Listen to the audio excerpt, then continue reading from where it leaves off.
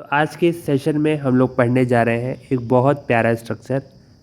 समझ ही गए होंगे आप लोग। यस, हम लोग पढ़ने जा रहे हैं अबाउट ह्यूमन हार्ट। ठीक, ह्यूमन हार्ट, हमारा एक इंसान का दिल किस प्रकार का होता है, उसमें किस तरह की फंक्शनिंग होती है, उसके बारे में हम लोग पढ़ने जा रहे हैं। ठीक, आइए फटाफट समझते हैं। तो ह्यूमन हार्ट के पहले बेसिक स्ट्रक्चर कि वहाँ पे फिजियोलॉजी किस तरीके से होती है उसको समझने के लिए हम लोग एक छोटू सा डायग्राम बना लेते हैं। ठीक, अब हम लोग को पता है पहला पॉइंट कि हमारे हार्ट में 4 चेम्बर्स होती हैं। क्या होती हैं हार्ट में? 4 चेम्बर्स होती हैं। तो ये हम लोग ने 4 चेम्बर्स बना ली है। ठीक, क्या किया है? 4 चैम्बर्स बना लिए।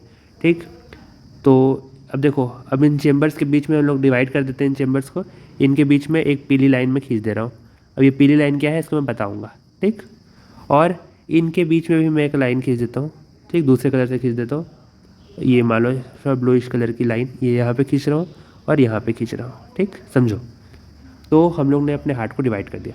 अब याद रखना जो हमारे हार्ट के चेम्बर्स होते हैं, पहला चीज़ याद रखना है क्या, कि हमारे हार्ट में कितने चैम्बर्स होते हैं? 4 चैम्बर्स होते हैं। ठीक, दिख रहे हैं आप लोग को 4 चैम्बर्स? तो ये होते हैं हमारे 4 चैम्बर्स। अब हम लोग इसकी पोजीशनिंग कर लेते हैं कि कौन सा साइड हमारा राइट साइड है, कौन सा साइड हमारा लेफ्ट साइड है। तो ये वाला साइड हमारा लेफ्ट है, ये वाला साइड हमारा राइट होता है। अब बहुत से बच्चों का डाउट, सर ये तो उल्टा बोल रहे हो, आप उल्टा बोल रहे हो, हमारा तो जो राइट है उसको आप लेफ्ट बोल रहे हो। तो बेटा समझो ऐसा क्यों बोला जाता है। जब भी हम लोग बायो में कोई डायग्राम बना रहे होते हैं तो हम लोग ऐसा मानते हैं कि जो हमारा पेशेंट है वो कैसा होगा? हमारे सामने। यानी जो पेशेंट का राइट है, जो पेशेंट का राइट है वो हमारे लिए क्या होगा? लेफ़्ट हो जाएगा। और जो पेशेंट का लेफ़्ट है वो हमारे लिए राइट हो जाएगा। मतलब जस्ट उल्टी कंडीशन यहाँ पे हो जाती है। ठीक, नहीं समझ आया? चलो आओ समझो। देखो मान लो कोई पेशेंट है, अगर इसके बॉडी को मैं 2 भाग में समझूँ तो ये हो जाएगा इसके लिए कैसा? हमारे लिए ये हमारा हो जाएगा राइट साइड और ये हो जाएगा हमारे लिए लेफ़्ट साइड, अगर हम लोग अपने हिसाब से देखें। पर जो पेशेंट सोया हुआ है उसका ये वाला साइड क्या है? राइट है। ये वाला साइड क्या है? लेफ़्ट है। तो उसका हार्ट कैसा होगा? इस तरीके से प्रेजेंट होगा। मतलब जो हमारा राइट साइड है पेशेंट का वो कौन सा साइड होगा? लेफ़्ट साइड होगा। और जो हमारा लेफ़्ट साइड है पेशेंट का क्या होगा? वो राइट हैंड साइड होगा। इसलिए हम लोग बायो में डायग्राम इस तरीके से बनाते हैं। नहीं समझा होगा तो कमेंट्स में पूछ लो, वापस से बताएंगे। ठीक, तो आओ चलते हैं। तो ये हो गया हमारे दो साइड्स, एक हो गया लेफ़्ट साइड, एक हो गया राइट साइड। अब ये जो हम लोग पीली कलर की लाइन यहाँ पे बनाए हैं, ये पीली कलर की लाइन होती है हमारी सेप्टम। क्या कहते हैं? सेप्टम। ठीक, अब देखो यहाँ पे क्या हो रहा है, एक ये एट्रियम हो गया, एक ये एट्रियम हो गया, एक ये वेंट्रिकल हो गया, एक ये वेंट्रिकल हो गया। अब क्या होता है कि यहाँ पर क्या है, इन 2 ऑरिकल्स के बीच में, इन 2 ऑरिकल्स के बीच में या इन 2 एट्रियम के बीच में यहाँ पे क्या है? एक तरह का सेप्टम आ गया है। तो इस सेप्टम का नाम क्या दे देंगे हम लोग? कुछ नहीं करना है, वेरी सिंपल। 2 एट्रियम के बीच में आ गया है एक सेप्टम। तो 2 चीज़ को जब भी हम लोग रिप्रेजेंट करते हैं उसके लिए लिखते हैं हम लोग इंटर। जैसे 2 सिटी के बस में चल रही है एक बस, मान लो एक सिटी ये है, एक सिटी ये है, और ये बस यहाँ से यहाँ जा रही है, तो इसको कह देंगे इंटर सिटी बस।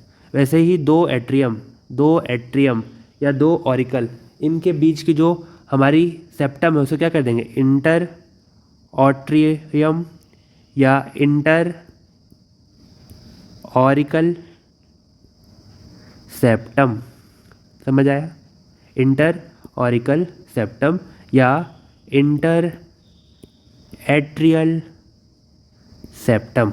ठीक, सेम उसी तरीके से जब 2 वेंट्रिकल है, 2 वेंट्रिकल के बीच में हमारे पास सेप्टम आ गया। सेप्टम क्या है? एक दीवार है। ठीक, दोनों चैम्बर्स को अलग रखने के लिए एक दीवार है। तो 2 वेंट्रिकल के बीच की दीवार को क्या कह देंगे? इंटर, यानी 2 के बीच, किन 2 के? वेंट्रिकल के। तो इंटर वेंट्रिकुलर सेप्टम, यानी एक सेप्टम है जो 2 वेंट्रिकल्स के बीच में होता है। अच्छा सर, अगर ऐसी बात है तो फिर यहाँ पर तो मुझे दिख रहा है कि आपने कुछ इस तरीके से स्ट्रक्चर यहाँ भी बनाया है, एट्रियम और वेंट्रिकल के बीच में भी।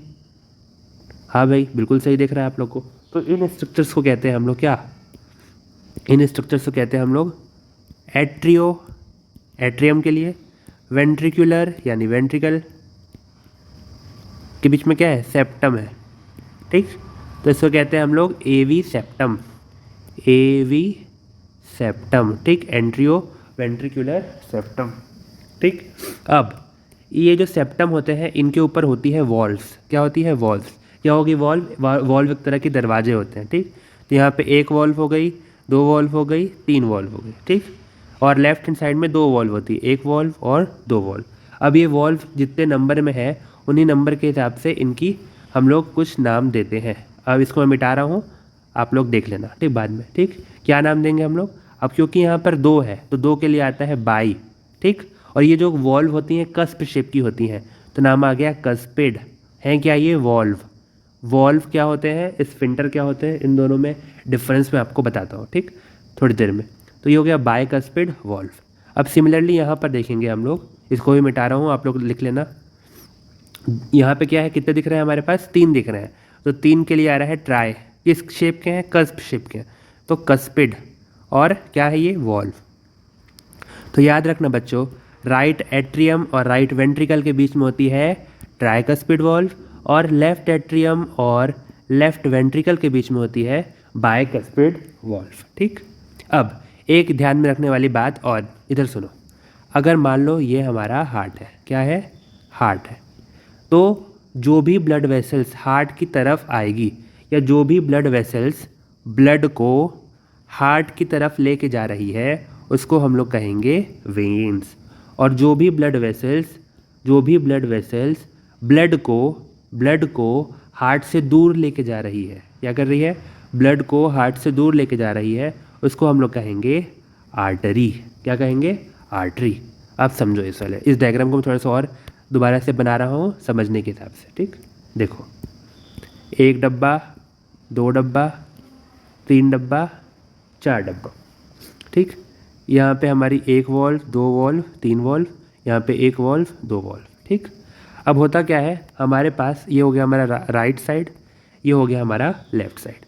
अब होगा क्या हमारे पास, जब ब्लड आ रहा है यहाँ पे होती है, अब ब्लड कहाँ आएगा? सबसे पहले आता है हमारे पास राइट एट्रियम में। ये क्या है? हमारा एट्रियम है, ये हमारा वेंट्रिकल है। तो सबसे पहले ब्लड कहाँ आता है? राइट एट्रियम में। कैसा आएगा? पूरी बॉडी से ब्लड आ रहा है, तो डीऑक्सीजनेटेड ब्लड होगा। तो इसको मैं ब्लू कलर से दिखा रहा हूँ, डीऑक्सीजनेटेड ब्लड होगा।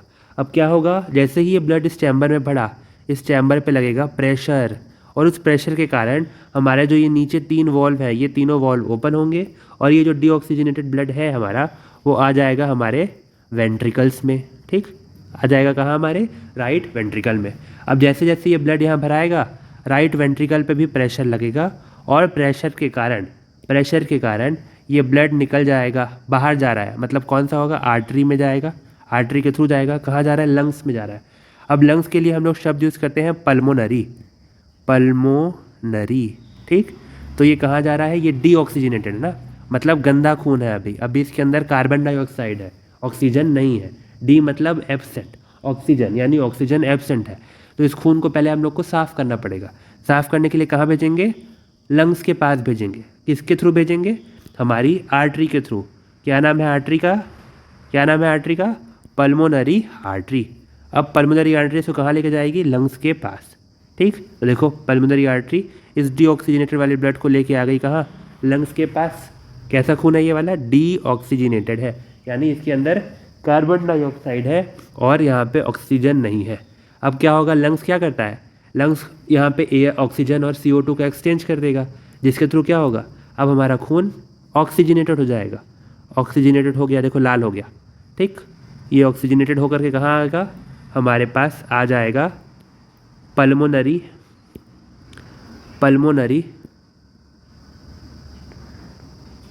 वेन के थ्रू। ये जो ब्लड है, कौन सा वाला ब्लड है? ऑक्सीजनेटेड ब्लड है। कहाँ पर आ जाएगा बच्चों? आ जाएगा हमारे लेफ्ट एट्रियम में। कहाँ जाएगा? लेफ्ट एट्रियम में।